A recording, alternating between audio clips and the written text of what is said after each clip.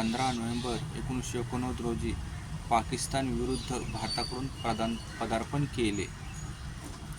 या पदार्पणामुळे आंतरराष्ट्रीय क्रिकेटमधील एका उल्लेखनीय प्रवासाची सुरुवात झाली.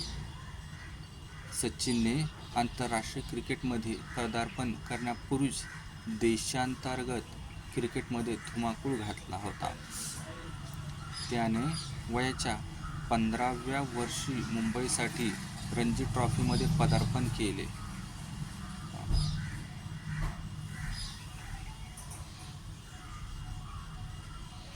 त्याच्या पहिल्याच सामन्यात शतक झळकावले, ज्यामुळे तो प्रथम श्रेणीमध्ये क्रिकेटमध्ये कामगिरी करणारा सर्वात तरुण भारतीय बनला.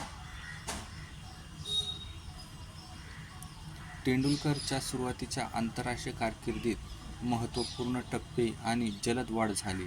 त्याचे पहिले कसोटी शतक 1989 मध्ये ओल्ड ट्रॅफर्ड येथे इंग्लंड विरुद्ध झाले, ज्यामुळे तो त्यावेळच्या कसोटी क्रिकेटमध्ये शतक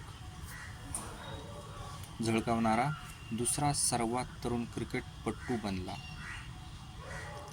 या खेळीने तो केवळ भारतासाठी महत्त्वाचा खेळाडू म्हणून प्रस्थापित केला नाही, तर भविष्यातील क्रिकेटच्या दिग्गजांच्या आगमनाचे संकेतही दिले.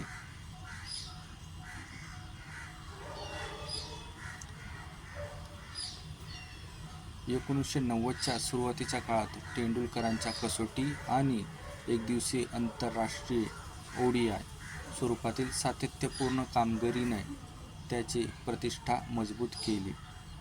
जगभरातील काही सर्वात आव्हानात्मक गोलंदाजी आक्रमणाविरुद्ध त्याने धावा केल्यामुळे वेगवेगळ्या फॉर्मॅट्स आणि परिस्थितींशी त्याची अनुकूलता दिसून आली.